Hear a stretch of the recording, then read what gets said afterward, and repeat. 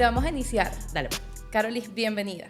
Este es el primer espacio que estamos aquí inaugurando contigo, uno a uno en esta conversa que vamos a tener nosotros durante estos minutos, porque hay cosas muy interesantes que están pasando y que están ocurriendo en el país y que yo creo que todos los venezolanos tienen no solamente el derecho de opinar, aportar, nutrirse de información, sino también de visualizar todo lo que está ocurriendo. Hay cambios importantes, cambios que fortalecen incluso los proyectos de gestión o proyectos de gobierno que se escriben a futuro. Un poco conocer tu perspectiva de esos nuevos movimientos que se están formando. Tú formas parte en la directiva nacional del Movimiento Futuro, recién salido del horno el movimiento. Sí, un gusto estar acá, Verónica, la verdad, me agrada muchísimo este espacio y además que sea uno a uno, que sea tan cercano, nos permite intercambiar ideas y justamente de esa invitación a intercambiar ideas es que surge el Movimiento Futuro. Mira, nosotras y nosotros tenemos un afán permanente de transformar las cosas, de buscar, de analizar. Yo creo que es algo que nos viene desde el verdadero ser venezolano. O sea, nosotras nunca nos hemos quedado quietos con la realidad ni en un solo sitio. Y de allí justamente nace Futuro.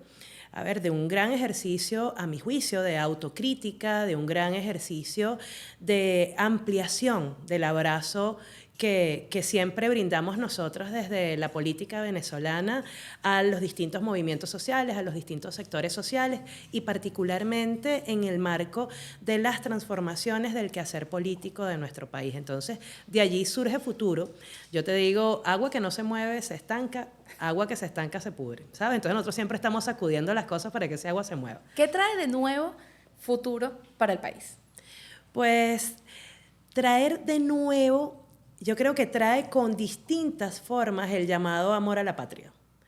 Yo te diría que uno de los aspectos que a mí se me hace novedoso dentro de Futuro es hacer un llamado más que a la confrontación tradicional de clases, que podríamos hablar desde quienes venimos formados en el marxismo o en las ideas socialistas, es llamar a esa superclase de la que hablaba Gramsci, que son los patriotas y las patriotas. Es justamente invitar a construir desde el amor a la patria una nueva realidad social y política que nos permita incluirnos a todos y a todas lejos de la polarización y más cerca de la alegría, del amor que nos caracteriza, del trabajo necesario y permanente para poder construir la realidad y desde allí pensar en el futuro. Porque además hay gente que puede verlo como algo controversial. ¿Por qué en este momento importante, por qué en esta coyuntura política, bueno, Venezuela siempre está en una coyuntura política, pero por qué en este 2024 parir a un nuevo movimiento social? Y yo diría, ¿y por qué no?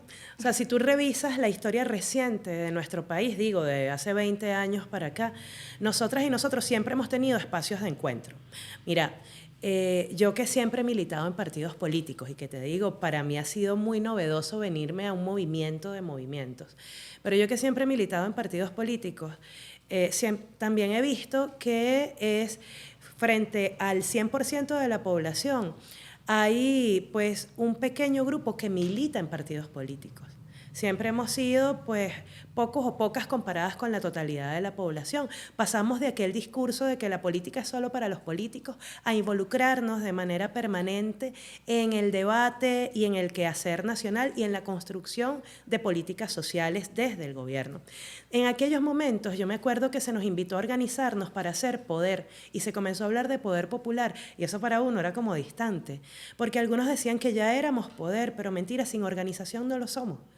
Y surgieron los comités de tierra urbana, surgieron las mesas técnicas de agua, surgieron los comités de salud para resolver problemas concretos de la población. Surgieron también los círculos bolivarianos para movilizarnos desde las ideas en la defensa del comandante Chávez y del proyecto que se estaba gestando en ese momento.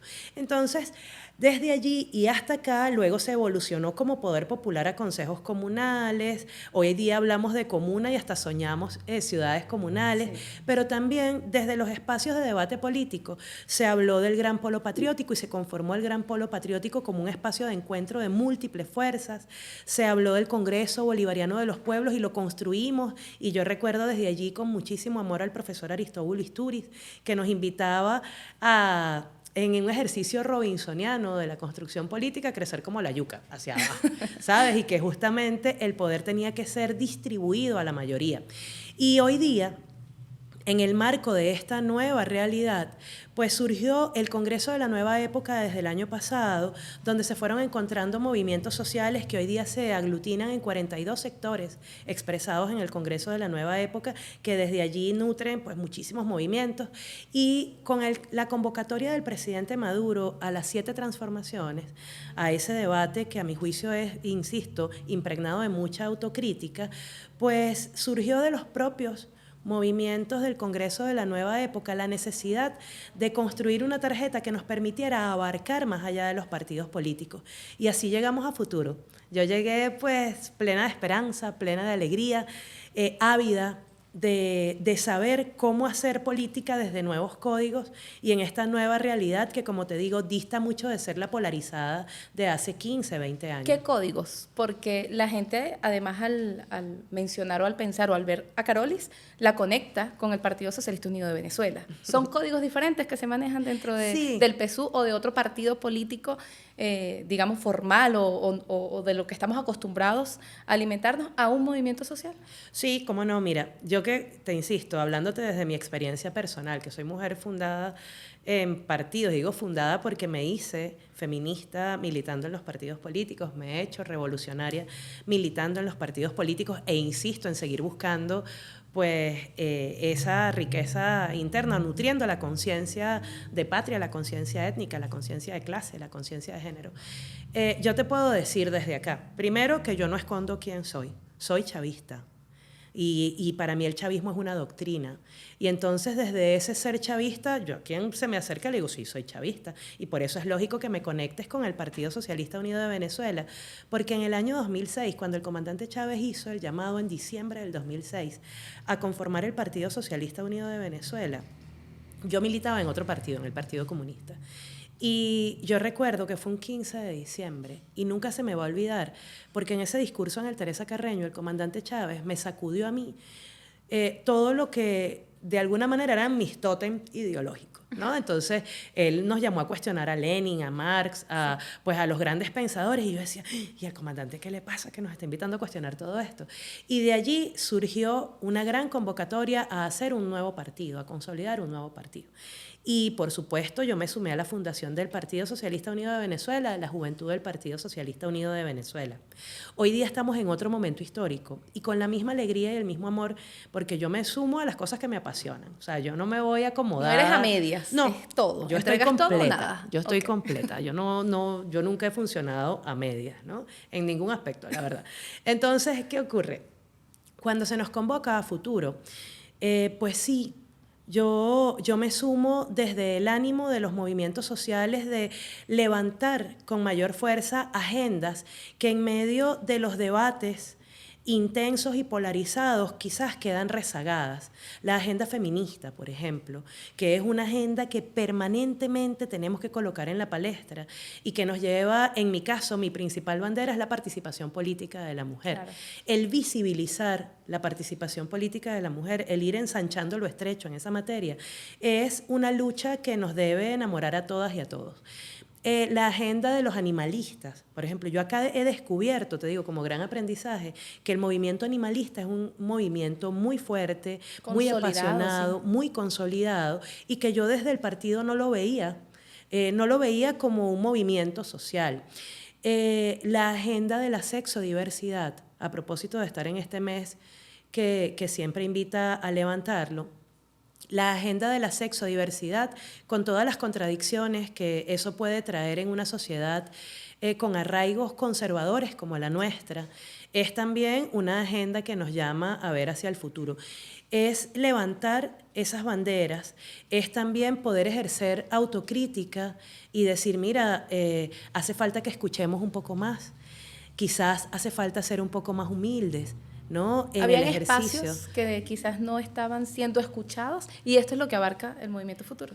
Pues sí, hay espacios en los que justamente quizás nosotras y nosotros no, por temor o por desprecio no los tocábamos, no les hablábamos, porque asumimos que son espacios donde la batalla está perdida y resulta que quizás allá hay gente descontenta, allá hay gente que no se identifica con el llamado a la violencia, con el llamado a la invasión, con el saqueo de nuestros recursos, recordando que somos la principal industria, pues la principal reserva de petróleo del mundo.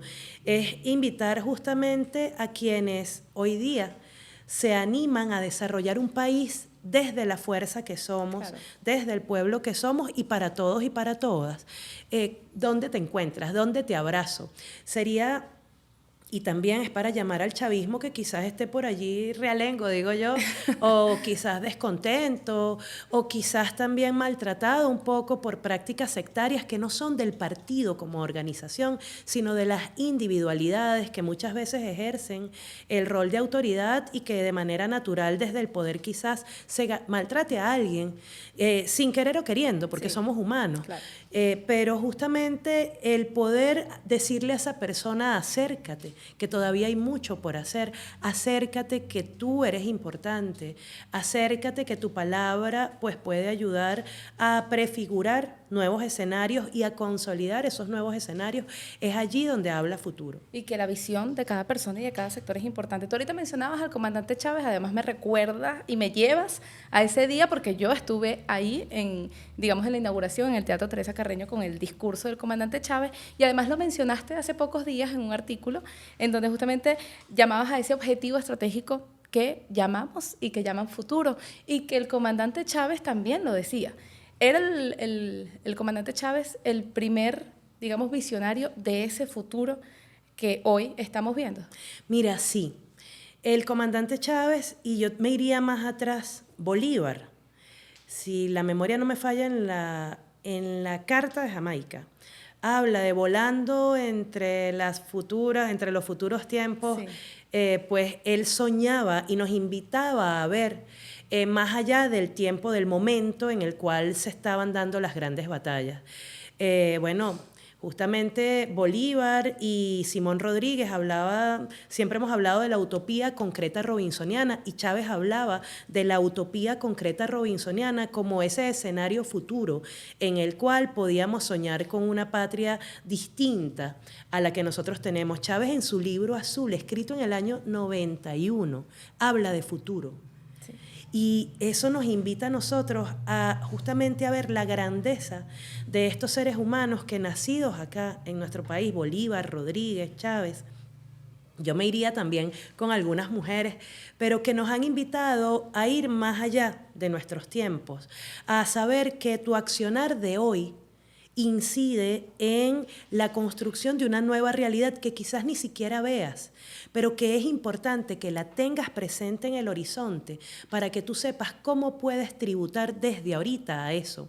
Eso de alguna manera da el traste con la visión individualista e inmediatista de quienes te dicen que si no es el aquí y el ahora no nos importa y que adicionalmente nos ha llevado a través de armas tan poderosas como las redes sociales a buscar satisfacción inmediata y a decirnos que la cosa es cuestión de poco esfuerzo y no, resulta que pueden ser esfuerzos de varias generaciones, claro, las que nos permitan ver el futuro como nosotras lo soñamos.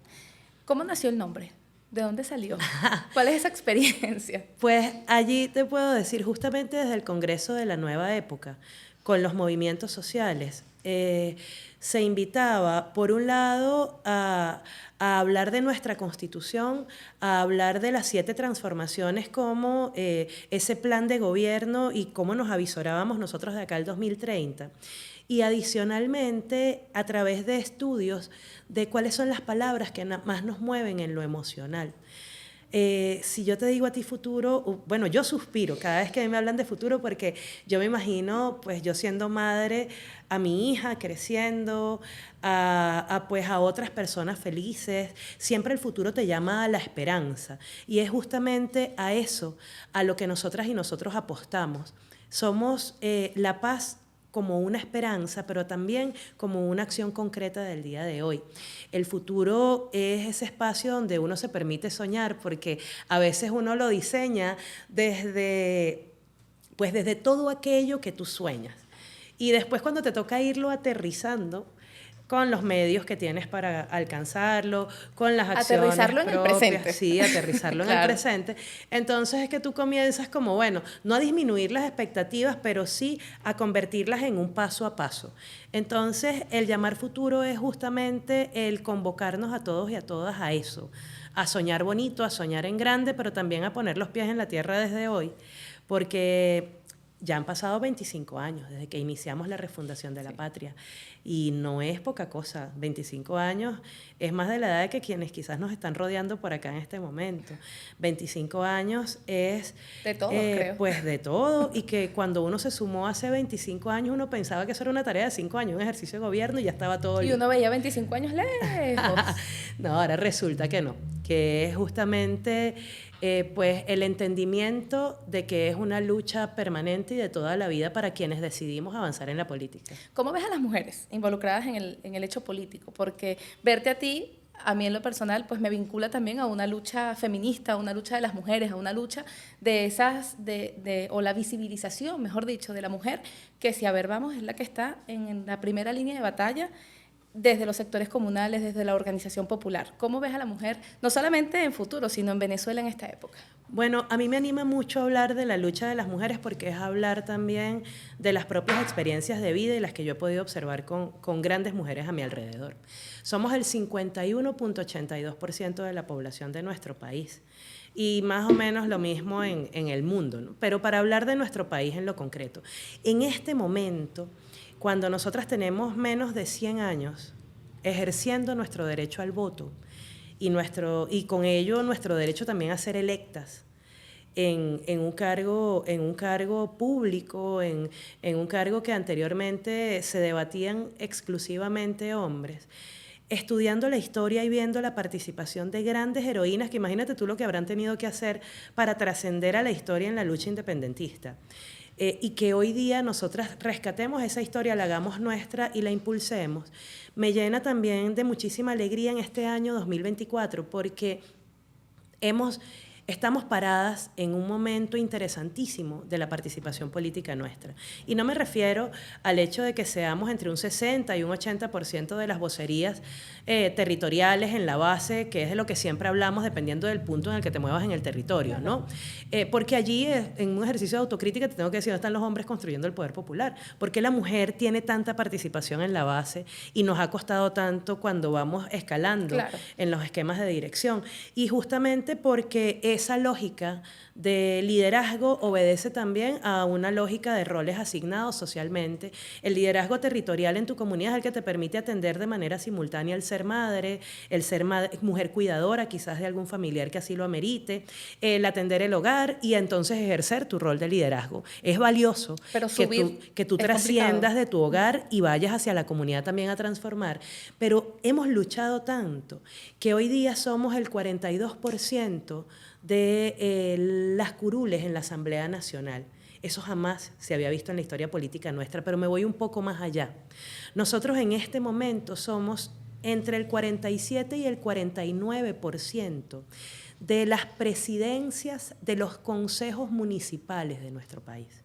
Verónica, yo me detengo en la palabra presidencia, porque no somos las secretarias, que históricamente nos habían asignado ese rol. Somos las presidentas de consejos municipales en más de un 45% del territorio nacional, es decir, la que decide en la legislación municipal hacia dónde va el presupuesto, y digo decide desde la presidencia ejerciendo un rol de liderazgo, porque cuando llega una llegamos todas. Sí, claro. Pero adicionalmente, nosotras en este momento estamos presenciando, tú y yo estando vivas, cómo un país como México tiene por primera vez en 200 años de historia republicana una mujer presidenta que ha sido la candidata más votada en la historia de México, y mira que es la tierra del charro charrito y de pues donde uno del macho vernáculo. Del macho vernáculo, sí, de bigote, claro, sombrero y pues de eso. Es una lectura interesante. Sí, es sumamente interesante de los tiempos que están cambiando, pero además yo te puedo decir, a mí me llena de muchísima alegría ver en el ejercicio ejercicio del Ejecutivo Nacional a una mujer vicepresidenta, a una primera combatiente con además el fogueo político que tiene la primera combatiente, a una vicepresidenta del área de salud y educación y ciencia como Gabriela Jiménez, donde además en ese nicho en particular somos el 66% de la fuerza científica de este país, lo que habla del acceso a la educación, lo que habla del rompimiento de esos moldes en espacios donde tradicionalmente estaban negada la participación de la mujer y peor aún no era escuchada la voz de la mujer. Y no son o sea, no son cualquier cosa. Incluso podemos también, y yo anoto ahí, meto en la lista a la almiranta Carmen Meléndez, que fue la primera ministra de la defensa. Y en ese momento, cuando país. ella ejerció, era una de las 3 mujeres en el mundo que había ejercido como ministra de la defensa. Entonces, hemos roto techos, que nos falta mucho por hacer. Tenemos desafíos pues grandísimos por delante. Si bien hay una legislación que nos acompaña en la lucha contra la violencia basada en género, las medidas coercitivas unilaterales y el bloqueo son de los mayores actos de violencia contra el pueblo mujer, porque el imperialismo ha entendido la fuerza que tenemos nosotras en el desarrollo del poder popular, pero también de las fuerzas revolucionarias que impiden que ellos se hagan con el poder acá. Entonces, nosotras vamos luchando contra modelos estandarizados, socioculturales, que nos han llevado a convertirnos en víctimas más que en sobrevivientes de violencia. No es lo mismo que a uno le digan, yo he sido víctima de diversas formas de violencia, pero cuando a ti te dicen víctima, tú te apagas un poco. Sí. O sea, tú te colocas en una postura de ser protegida. Si a ti te dicen, Verónica, que tú eres sobreviviente de violencia, tú te aplomas.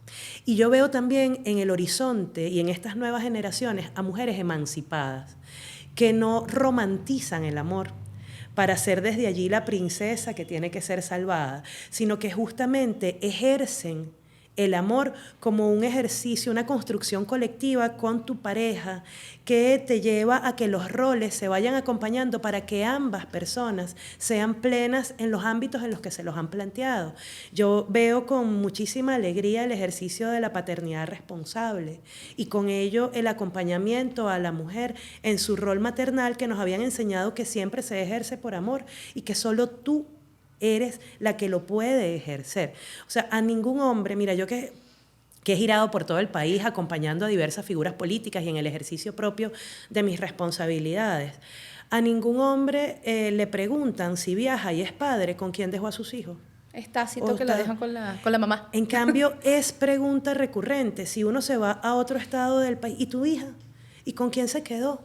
Y además, el desprenderse de la culpa que opera en nosotras por irte a desarrollarte en el plano laboral, profesional, dejando a tu hija además bien cuidada o a tu hijo bien cuidado, pero que socialmente eres muy juzgada y que además nosotras desde la propia estructuración también nos juzgamos.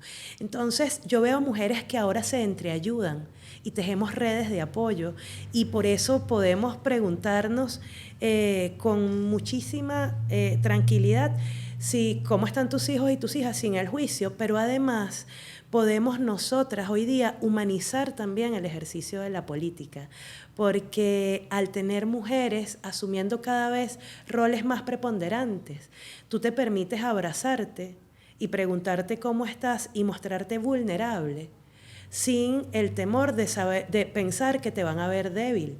¿Sabes? Claro. Eso también ha impregnado el ejercicio de la política, Verónica. Yo aquí me extiendo porque tú sabes que ese tema a mí me apasiona. Tranquilo, que a mí también me apasiona. ¿Ves? Pero yo te puedo decir, por ejemplo, el ejercicio de la gerencia, pública o privada. Pero es complicado. Sí. Es complicado tener cargos de responsabilidad y ser mujer, porque no solamente está todos los prejuicios sociales, sino que hay quizás, desde mi punto de vista, y quiero conocer el tuyo, todavía una visión incluso machista dentro de ese mismo liderazgo que uno puede ocupar hasta de las propias las trabajadoras o las personas que estén trabajando contigo. Sí, hay como más capacidad de entendimiento, de aceptación tácita, sin querer queriendo, de un liderazgo masculino que de un liderazgo femenino. Es que el concepto de líder está en gran medida impregnado de la visión patriarcal masculina del ejercicio del poder. Además, un líder fuerte. Exacto, eso es lo que te iba a decir. Ven acá.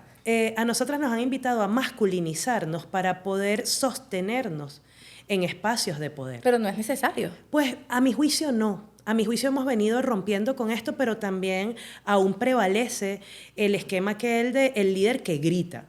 O sea, ven acá, tú tienes que hacer sentir Sí. tu poder y tu voz siendo férreo. Pero si es una lideresa, mujer, la que grita, quizás dicen, pero esa se volvió loca. Verónica, es que ahí te invito a que hagamos un ejercicio. Mira, suponte que tenemos acá a un hombre y una mujer en roles de liderazgo. Y resulta que el hombre, que más es férreo en su don de mando, porque para ser líder debes tener don de Claro. mando, es férreo en su don de mando y tal, y de repente ve a alguien llorando, a una mujer o un hombre de su equipo de trabajo, y se acerca y le pregunta qué le pasa, y se empatiza con esa persona. Tú vas a ver cómo el resto de quienes están allí dicen, qué bello ese líder, o sea, que además de tener fuerza y Es don de sensible. mando, es sensible. Y mira cómo se coloca en los zapatos del otro y lo abraza, qué bello, es muy integral como líder. Si tú ves a una mujer, ahora imagínate una mujer en ese mismo ejercicio. Primero, ejerciendo de manera férrea el don de mando. Entonces, esa mujer, pues, ¿y esta qué le pasó? Empezando por ahí, exacto. Está como amargada. Y debe ser... Eso es lo más sutil. Eso es lo más sutil, por no decirte que nos inviten pues, a tener relaciones sexuales para que liberemos hormonas de la felicidad y Exacto. demás, porque también vienen, o tienes la menstruación, y desde allí entonces tratan la menstruación, que es un ciclo nuestro y normal, como Natural. algo peyorativo y que incide en tu capacidad de mando. Si esa mujer ve a esa persona llorando y se acerca y le abraza y le Perdiste. empatiza, Ya. dicen, mira que es una mamita. Qué sensible. Es una mamita, Sí. mira qué sensible. No, esta mujer no sirve para estar mandando porque, mira. Entonces, como la misma situación, vista desde distintas perspectivas, te muestra el sesgo con el cual se ha venido construyendo un concepto de liderazgo que afortunadamente está quedando cada vez más atrás. Porque hoy día se entiende primero que hay diversas formas de ser líder, que hay diversas formas de ser mujer, que hay diversas formas de ser hombre, y que eso justamente es lo que ha construido al nuevo ser humano que viene levantándose en este siglo. Mira, si es por mí, yo duro 3 horas y media hablando de eso, pero tenemos que ir cerrando. Y quiero cerrar preguntándote o diciéndote 3 palabras y que me digas tú qué significa. A El ver. pasado, ¿qué significa? El pasado, ¿qué significa para mí tristeza? El presente El presente es fuerza, es acción. y el futuro. El futuro es esperanza. ¿Y cómo se ve Y ese es paz. futuro inmediato del 28 de julio? Con el triunfo del presidente Nicolás Maduro como garante de la paz de este país, porque así lo ha demostrado. Muchas gracias, Caroli, por habernos acompañado, por estar con nosotros en este experimento nuevo que estamos sacando hoy, Feliz. uno a uno, hablando de todo un poquito y sobre todo ese liderazgo de la mujer y de la mujer venezolana que mucho ha hecho. En No, el país. mucho éxito y gracias por la invitación. Gracias.